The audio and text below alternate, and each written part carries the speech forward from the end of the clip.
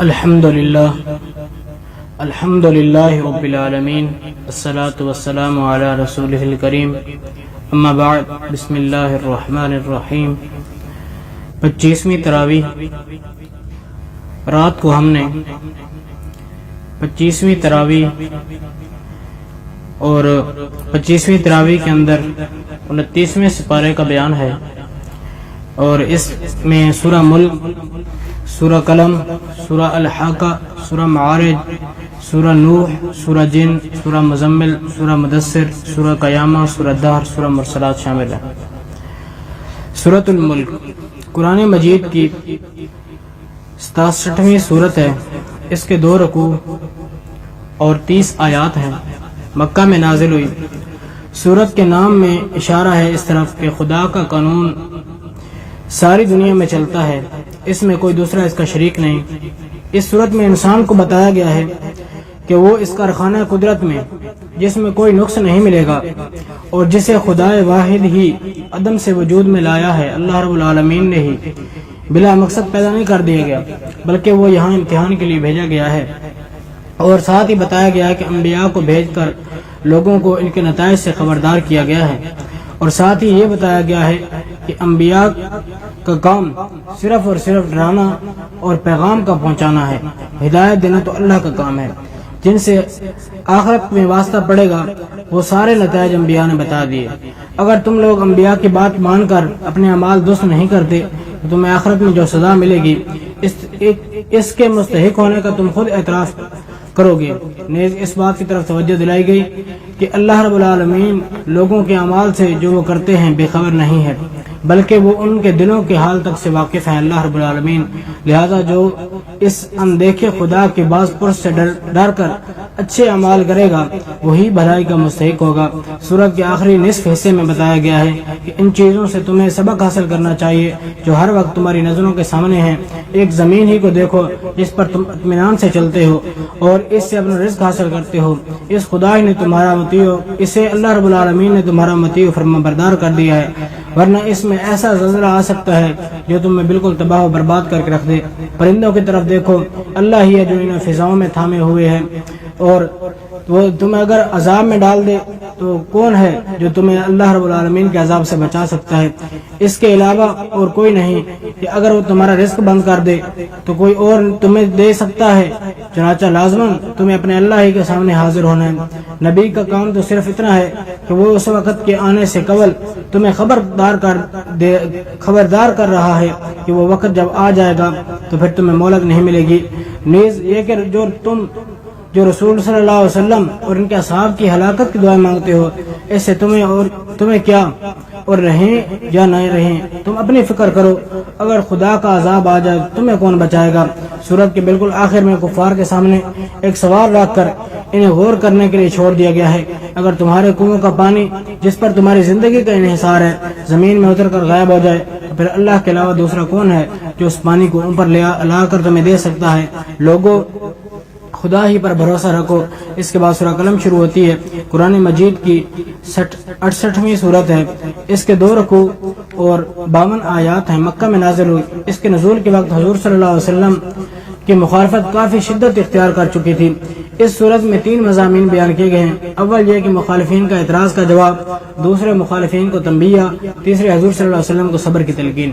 ابتدائی آیات میں حضور صلی اللہ علیہ وسلم کے بارے میں بتایا گیا ہے کہ ان کے مخالفین جو انہیں دیوانہ کہہ رہے ہیں غلط ہیں، جس مرتبے پر آپ صلی اللہ علیہ وسلم فائز ہے وہ کوئی چھوٹا رتبہ نہیں ہے، اور تم ان جھٹلانے والوں کے دباؤ میں ہرگز نہ آؤ۔ اگلی آیات میں ایک مثال کے ذریعے بتایا گیا کہ جس طرح ان باغ والوں نے اللہ رب العالمین کی نعمت پا کر ناشکری کی تھی اور اپنے میں سے ایک بہتر شخص کی بروقت نصیحت کو نہ مانا تھا، یہاں تک کہ انہوں نے اس کی بربادی کو اپنی آنکھوں سے دیکھ لیا، اسی طرح اگر تم نے بھی رسول صلی اللہ علیہ وسلم کی ہدایت کو بروقت نہ مانا تو تمہیں بھی ایسے ہی عذاب سے دوچار ہونا پڑے گا، اور نافرمان لوگوں کا انجام ذلت والا ہوگا۔ قرآن کو جھٹلا کر وہ عذاب سے بچ نہیں سکتے۔ آخری آیات میں رسول صلی اللہ علیہ وسلم کو فرمایا گیا کہ تبلیغ کی راہ میں جو مصائب آئیں انہیں صبر کے ساتھ برداشت کرتے رہیں اور حضرت یونس علیہ السلام کی طرح بے صبری سے بچیں۔ اس کے بعد سورہ الحاقہ شروع ہوتی ہے۔ قرآن مجید کی 69ویں سورت ہے۔ مکہ میں نازل ہوئی اور ابتدائی دور کی صورت ہے۔ اس میں 2 رکوع اور 52 آیات ہیں۔ پہلے رکوع کا آغاز اس بات سے ہوا ہے کہ قیامت کا آنا اور اس آخرت کا برپا ہونا ایک ایسی حقیقت ہے جو صریح ہے اور ضرور پیش آئے گی، اور جن قوموں نے بھی آخرت کا انکار کیا وہ بالآخر خدا کے عذاب کے مستحق ہو کر رہے ہیں۔ اور دوسرے رکوع میں بتایا گیا کہ قرآن کسی شاعر اور ساحر کا کلام نہیں، یہ اللہ رب العالمین کی طرف سے ہے، اور رسول صلی اللہ علیہ وسلم کو طاقت نہیں کہ وہ اس کلام میں اپنی طرف سے ایک لفظ بھی گھٹائیں اور بڑھائیں۔ ما ينطق الا وحی یوحی، اگر وہ ایسا کرے تو اور بھی سزا سے نہیں، وہ بھی آپ صلی اللہ علیہ وسلم بھی سزا سے نہیں بچ سکیں گے۔ قرآن کریم برحق اور قابل یقین کتاب ہے، مگر لوگ کم ہی ایمان لاتے ہیں۔ اس کے بعد سورہ معارج شروع ہوتی ہے۔ قرآن مجید کی 17ویں صورت ہے۔ اس میں 2 رکوع اور 44 آیات ہیں۔ مکہ میں نازل ہوئی۔ اس صورت میں ایک طرف مومنوں کو بتایا گیا ہے کہ جو لوگ ان صفات کا جن کا اس صورت میں ذکر ہے تزکیہ نفس کے لیے اپنے اندر داخل کرتے ہیں، اللہ رب العالمین کے ہاں ان کے لیے بہت بلند درجات ہیں۔ دوسری طرف ان کفار کو جو حضور صلی اللہ علیہ وسلم کی دعوت کا مسلسل رد کیے جا رہے تھے، انکار کیے جا رہے تھے، کہا گیا کہ اللہ کا عذاب مانگنے کی بجائے وہ بھی ان صفات کو اپنے اندر پیدا کریں۔ ابتدائی آیات میں بتایا گیا کہ جو لوگ رسول اللہ صلی اللہ علیہ وسلم کو جھٹلا رہے ہیں وہ کہہ رہے ہیں کہ عذاب جس سے ہمیں ڈرایا جاتا ہے جلد لیا، ان پر وہ عذاب ضرور آ کر رہے گا، اور جب عذاب ان پر آ جائے گا تو پھر ان سے ٹلے گا نہیں، لیکن اس کا وقت مقرر ہے۔ اس کے ساتھ ہی حضور صلی اللہ علیہ وسلم کو صبر کی تلقین کی گئی۔ اگلی آیات میں قیامت کا نقشہ کھینچ کر بتایا گیا ہے۔ یہ قیامت جس کا یہ منکرین مذاق اڑا رہے ہیں، جب وہ ان پر واقعی ہو جائے گی، جب آ جائے گی اور انہیں معلوم ہوگا کہ وہ کیسی سخت چیز ہے، اس وقت یہ لوگ اپنی عزیز سے عزیز چیز اس کے فدیے میں دینا پسند کریں گے اور یہ کہیں گے کہ آج ہم سے یہ چیز فدیے میں لے لو اور ہمیں عذاب سے چھوٹ مل جائے اور عذاب سے کسی طرح بچ جائیں۔ سورت کی درمیانی آیات میں ان صفات کا ذکر ہے جن کو اختیار کرنے والے اللہ کے ہاں بلند درجہ پاتے ہیں، مثلا خدا خوفی، آخرت پر ایمان، نماز کی پابندی، بدکاریوں سے اپنا دامن بچانا، امانت میں خیانت نہ کرنا، اپنا وعدہ پورا کرنا، سچی گواہی دینا، خدا کے محتاج بندوں کا اپنے مال سے حصہ ادا کرنا۔ اس صورت میں یہ بھی ارشاد ہے کہ انسان بہت ہی کم ہمت پیدا ہوا ہے، تکلیف اور بے چینی میں ہوتا ہے اور آسائش میں بخیل بن جاتا ہے، اور جو لوگ مال جوڑ کر رکھتے ہیں اور اللہ کی راہ میں خرچ نہیں کرتے وہ آخرت کے عذاب سے بے پرواہ نہ رہیں اور دوزخ کی آگ ان کی کھال کو ادھیڑ ڈالے گی۔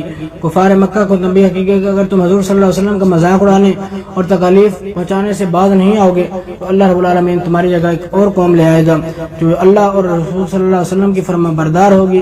نیز رسول صلی اللہ علیہ وسلم کو بتایا گیا کہ آپ صلی اللہ علیہ وسلم ان لوگوں کی پرواہ نہ کریں اور انہیں اسی حالت میں پڑا رہنے دیں حتیٰ کہ یہ انجام بد دیکھ لیں گے۔ اس کے بعد سورہ نوح شروع ہوتی ہے۔ اس میں 2 رکوع اور 28 آیات ہیں۔ مکہ کے ابتدائی دور میں نازل ہوئی۔ اس میں اول سے آخر تک حضرت نوح علیہ السلام کا قصہ بیان کیا گیا ہے۔ اس سے مقصود کفار کو متنبہ کرنا ہے کہ تم نبی صلی اللہ علیہ وسلم کے ساتھ وہی رویہ اختیار کر رہے ہو جو نوح علیہ السلام کے ساتھ ان کی قوم کے لوگوں نے اختیار کیا تھا۔ ارشاد باری تعالیٰ ہے کہ نوح علیہ السلام نے کس طرح اپنی قوم کو ہدایت کے لیے ہدایت کی، لیکن بد اعمال لوگوں نے ان کی نصیحت حاصل نہ کی اور نہ ہی نوح علیہ السلام کو جھٹلانے سے باز آئے۔ بالآخر انہوں نے قوم کے حق میں بد دعا کی اور لوگوں کو ایک سخت طوفان کا سامنا کرنا پڑا۔ تب بجز ایمان والوں کے پوری قوم غرق ہو گئی۔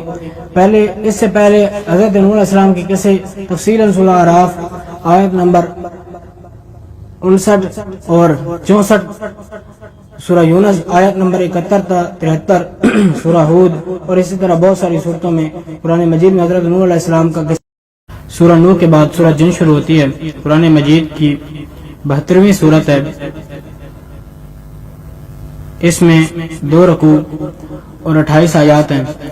اس میں جنوں کا ذکر آیا ہے جنہوں نے مکہ کے اندر نبی علیہ الصلوۃ والسلام سے قرآن سنا اور پھر اپنے لوگوں میں جا کر اس کی تبلیغ کی۔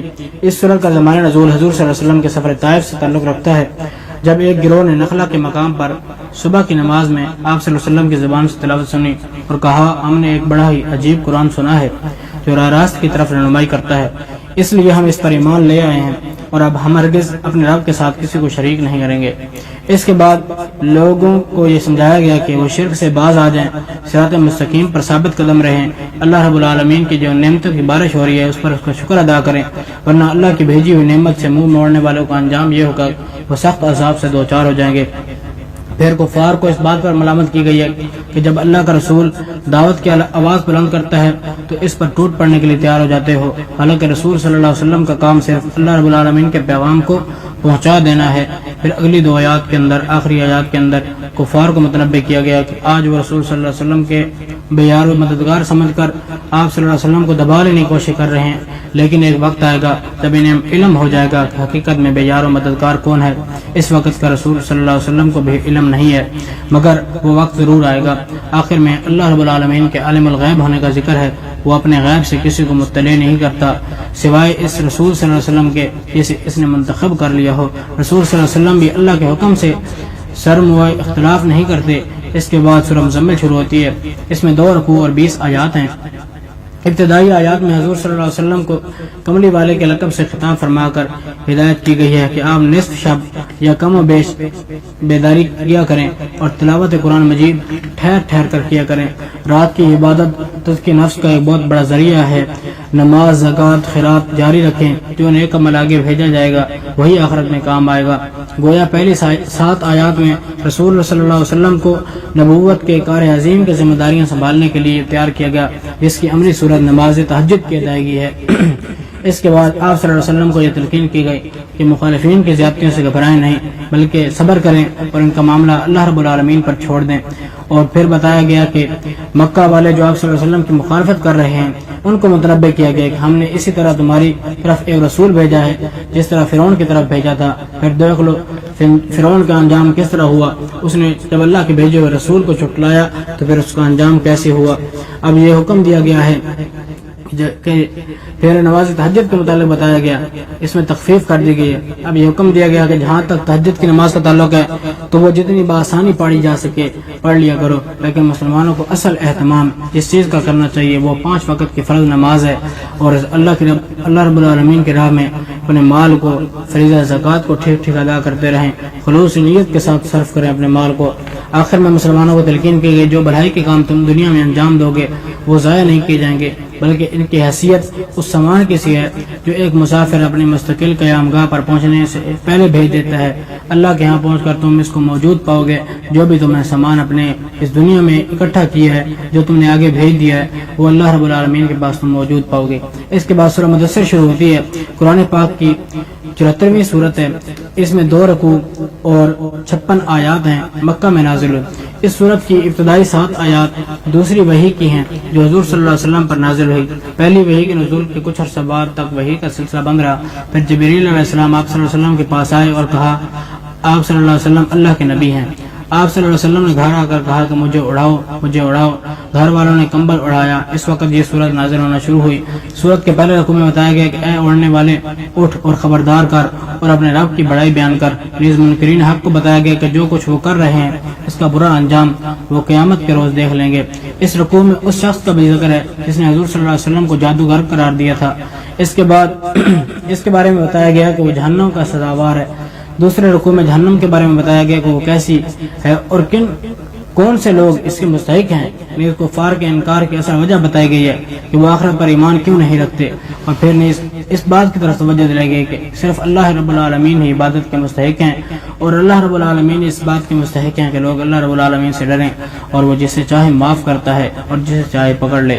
اس کے بعد سورہ قیامت شروع ہوتی ہے، قرآن مجید کی 75ویں صورت ہے، اس میں 2 رکوع اور 40 آیات ہیں، مکہ میں نازل ہوئی۔